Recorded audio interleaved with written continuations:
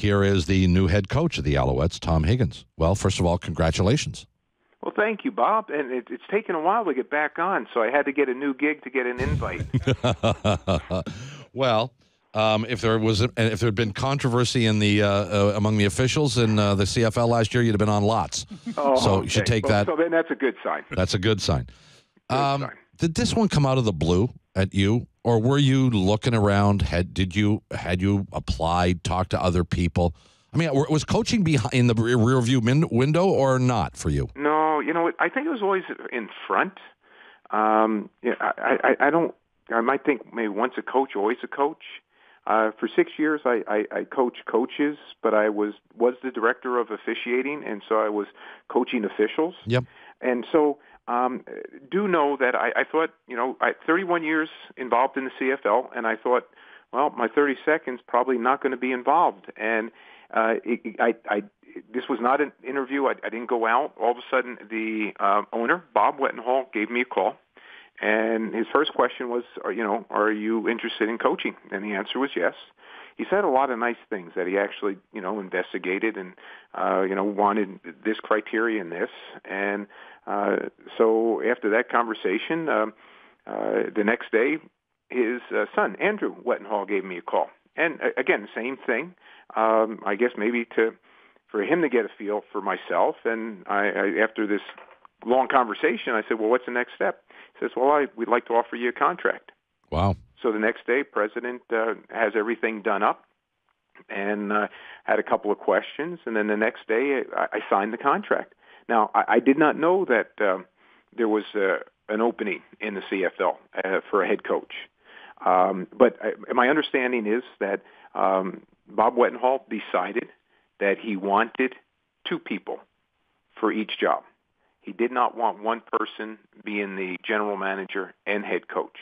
And so that's, my understanding. And, it can be very narrow focus because I'm only a very small piece of how it all unfolded. But this morning we had a media conference call where I actually found out more things that, it was even in January that they had this committee put together and they've been interviewing other people. But I was brought into it much later. And I guess maybe my body of work spoke for itself that, they decided and talked to enough people that they just wanted to see if I was interested and if it would be a possible fit. And I think it's a great fit. I'm really excited to be a Montreal Alouette coach.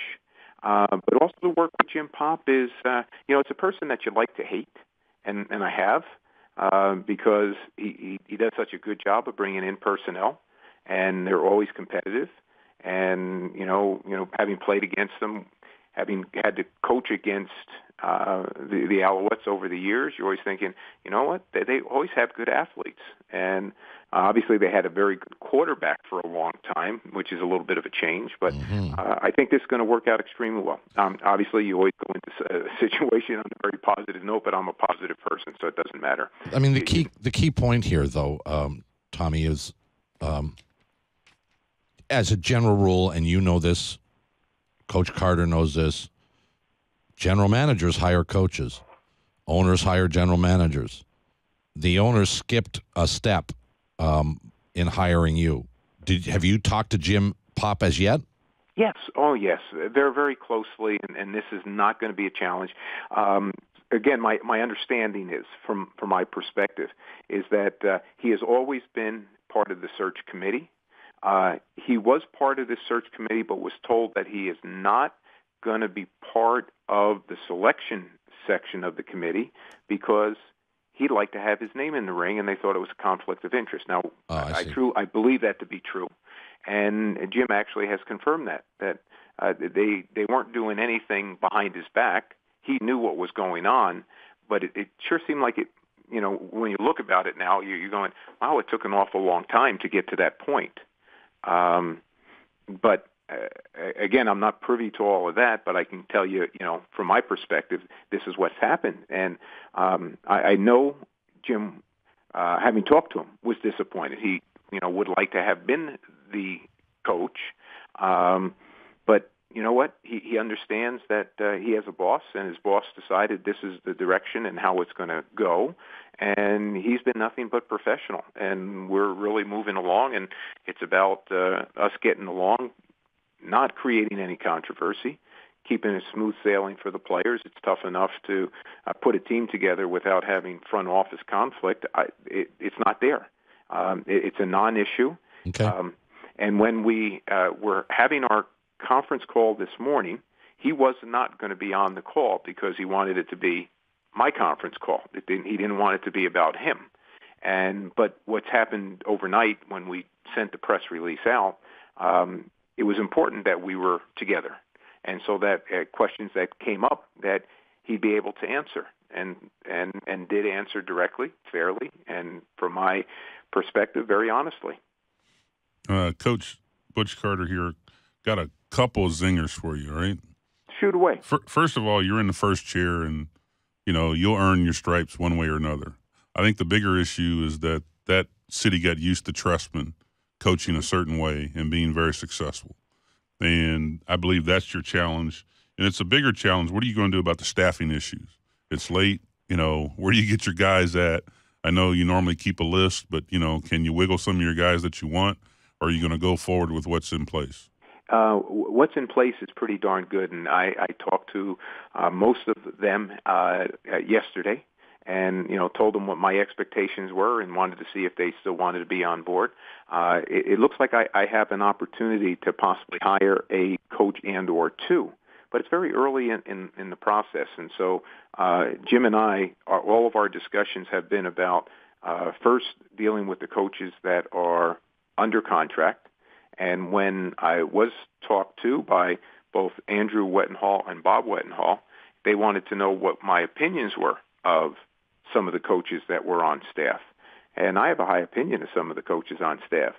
Noel Thorpe did a beautiful job of coaching last year defensively. And he was the assistant head coach. And I told him, I said, you're going to still be the assistant head coach. I will rely on you. If I'm not there, I'm doing a press conference. I expect the team to continue to go so that we're not waiting on anybody. And I told them that my job is to make you better and to see if I can help you get your next job. And, it's an interesting profession because there's not a lot of longevity in it. And a lot of hopefully upward mobility, and you always want to hire good people. And so there were some good people on the staff. But I know that I'll have an opportunity to bring in possibly a couple. You got about 1 minute here. So okay, well, I need to let him know you've got two of my nephews signed. Deron Carter, Chris is my brother, that's my nephew. Mm-hmm. And then one other wide receiver, Ken Stafford, I think signed 2 or 3 weeks ago on a make-good contract. So I wish you all the luck in the world. Yeah, and don't cut any of Carter's nephews, is what he's saying. No, what I really be telling him is when you need help with Chris, you call me. Okay, fair enough, gentlemen. I appreciate it. Tommy, congratulations. It's great to have you. Well, I know you were in the fraternity before, but have back in the coaching fraternity, and we'll have an opportunity to talk a lot as we move through to the start of the 2014 season. Good to hear your voice again. Look forward to it, gentlemen. Good luck, you. Coach. Have yourself a good evening. Yep. Thanks, Tom.